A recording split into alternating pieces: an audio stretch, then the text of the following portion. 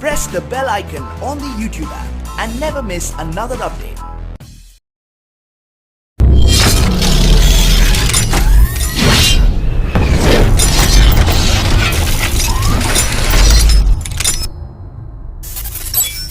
और याद रखो नौजवानों, जब तक रिजर्वेशन नहीं मिलेगा हमसे इंसाफ नहीं हो सकता। जब मराठाओं को रिजर्वेशन मिल सकता है और उनका डेटा जो है, हमारा डेटा उनसे खराब है, सोशली, एजुकेशनली, समाजी, इख्तिसादी और तालीमी तौर पर महाराष्ट्र के मुसलमानों का जो मौकफ है वो मराठाओं से कम है। उसके बावजूद भी बीजेपी शिवसेना की हुकूमत इसलिए रिजर्वेशन नहीं देना चाहती क्योंकि हम मुसलमान हैं। क्यों नहीं आप इतनी नफरत करते? हम मुसलमान हैं तो क्या उनसा गुनाह किया?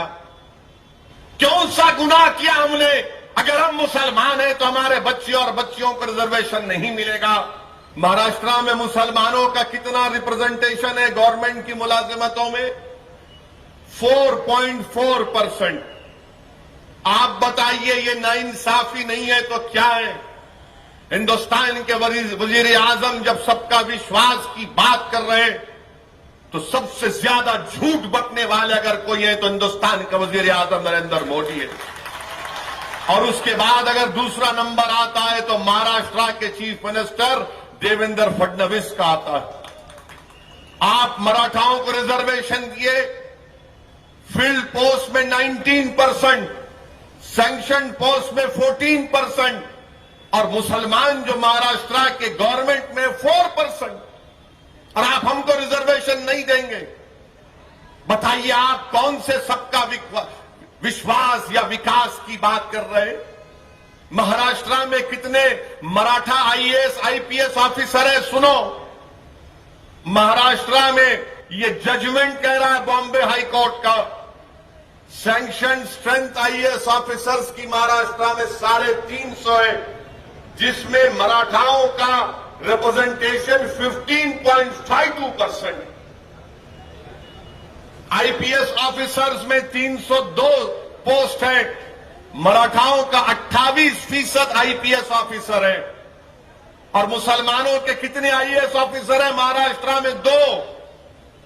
कितने आईपीएस ऑफिसर हैं मुसलमानों के महाराष्ट्र में? 4। और नरेंद्र मोदी बात करते हैं कि मुसलमानों का विश्वास हासिल करूंगा, मैं भेदभाव नहीं करूंगा। मेरे भाई, ये भेदभाव है, ये नाइंसाफी है। ये बताया जा रहा है कि आपकी कोई अहमियत नहीं है। आप मराठाओं को रिजर्वेशन देते हैं और मुसलमानों को उससे महरूम कर देते हैं। जजमेंट में कहा गया कि मराठाओं के पास 70% उनके पास वो कच्चे घर में रहते हैं। 70% मराठा कच्चे घर में रहते हैं। मुसलमान कितने कच्चे घर में रहता है? 80% मुसलमान महाराष्ट्र का कच्चे घर में रहता है। और आप सबका विश्वास की बात करते हैं। अरे कम से कम झूठ बोलना तो कम नहीं कर सकते तो सलीका सीख लो झूठ बोलने का। ये महाराष्ट्र के बॉम्बे हाई कोर्ट का जजमेंट कह रहा है। और फिर मेरे पास डेटा है और डेटा ये कहता है मेरे अजीज दोस्तों और बुजुर्गों कि सबसे ज्यादा एक कमरे में 4 लोग रहते हैं तो किसके हैं? मुसलमानों के हैं। मराठाओं के पास उनके घर हैं, कमरे हैं, 2 कमरे, 3 कमरे, 4 कमरे का डेटा मेरे पास भी है, जिसका जिक्र बॉम्बे हाईकोर्ट ने किया। और फिर हाईकोर्ट कहती है कि महाराष्ट्र में मराठाओं के पास 71% मराठाओं के पास जजमेंट कहता है कि 2.5 एकड़ 2.5 एकड़ जमीन है, इसलिए वो बैकवर्ड है। कितनी जमीन मुसलमानों के पास है देवेंद्र फडणवीस? बताओ। तुम्हारा गवर्नमेंट का डेटा कह रहा है कि मुसलमानों में महाराष्ट्र में 3% मुसलमानों के पास 2 एकड़ जमीन नहीं है। और जिनके पास 70% लोगों के पास 2.5 एकड़ लैंड है, आपने उनको बैकवर्ड क्लास करार दे दिया। जिनके पास 2%, 3% लोगों के पास 2 एकड़ लैंड। आप बताइए, जब ये डेटा मैं पढ़ता हूं तो खून के आंसू रोना पड़ता है कि आखिर किस बुनियाद पर आप हमसे नाइंसाफी कर रहे हैं? क्या आप हमारा मुकद्दर सिर्फ गरीबी करना चाहते हैं? क्या हमारे बच्चे और बच्चियां नहीं बनेंगे डॉक्टर, इंजीनियर? महाराष्ट्र की हुकूमत कहती है, बैकवर्ड क्लास कमीशन का ऑर्डर कहता है कि यहां आपके मुंबई में जो लोग डब्बे वाले हैं उसमें 95% मराठा हैं। तो क्या हमारे लोग होटल नहीं खोलते? क्या हम होटल पर कारोबार नहीं करते? क्या हम रात रात भर बैठकर हमारे बच्चे होटल पर काम नहीं करते, पत्थर साफ करते, टेबल साफ करते? क्या उनको रिजर्वेशन नहीं मिल सकता? और बीजेपी कहती है सबका विश्वास। मेरे अजीज दोस्तों और बुजुर्गों, और महाराष्ट्र में मराठाओं को रिजर्वेशन क्यों अपील करती है हाईकोर्ट?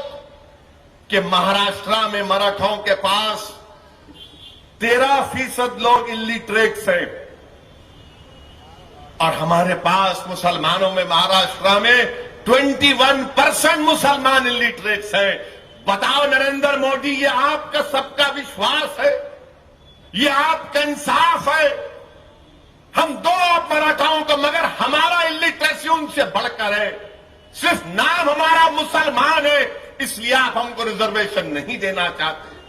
प्राइमरी एजुकेशन में मराठा 35.3% और मुसलमान 17.3%। मेरे अजीज दोस्तों और बुजुर्गों, और फिर आप देखिए बिलो पॉवर्टी लाइन जजमेंट में महाराष्ट्र गवर्नमेंट अदालत को दी कि 37.38 मराठास बीपीएल है। मेरे भाई, मैं जिम्मेदारी के साथ कह रहा हूं कि पूरे महाराष्ट्र में 65% मुसलमान बिलो पॉवर्टी लाइन की जिंदगी गुजारते। जजमेंट में कहा गया कि मराठाओं के पास 93% लोग ऐसे हैं जो सिर्फ 1 लाख उनकी आमदनी है। अरे हमारे पास 85% लोग ऐसे हैं जो 60,000 भी नहीं कमाते सालाना। और बीजेपी आकर कहती है, नरेंद्र मोदी बड़ी बड़ी बातें करते हैं। मेरे अजीज दोस्तों और बुजुर्गों, ये खुलम खुला मुसलमानों से नाइंसाफी है। मेरे अजीज दोस्तों और बुजुर्गों, ये डेटा है जो पुकार पुकार कर महाराष्ट्र के मुसलमानों से कह रहा है कि अभी भी वक्त है तुम्हारे पास कि तुम जाग जाओ, होश में आ जाओ। और अगर तुम उम्मीद लगाकर बैठे हो बीजेपी से और कांग्रेस से, तो याद रखो, ये बीजेपी और कांग्रेस एक सिक्के के 2 रुख हैं। ये शिवसेना और एनसीपी में कोई फर्क नहीं है, ये भी एक सिक्के के 2 रुख हैं। मगर मुसलमान समझने को तैयार है या नहीं, मुझे नहीं मालूम। हम पुकार पुकार कर थक जाते हैं, मगर आप यही समझते हैं कि नहीं, कुछ ना कुछ हो जाएगा। याद रखो, अब कुछ होने वाला नहीं है। आज हिंदुस्तान में तुम अकेले हो, मेरी इस बात को याद रखो। मैं तुमको डराने के लिए नहीं कह रहा हूं, जिम्मेदारी के साथ कह रहा हूं। क्यों कह रहा हूं? कि जब झारखंड में तबरेज अंसारी को रात के 10 बजे से सुबह 5 बजे तक मारा गया, कहां थे वो लोग जो बचाने आते थे तबरेज अंसारी को? रात के 10 बजे से सुबह 5 बजे तक तबरेज अंसारी को मारा गया कि तू चोर है,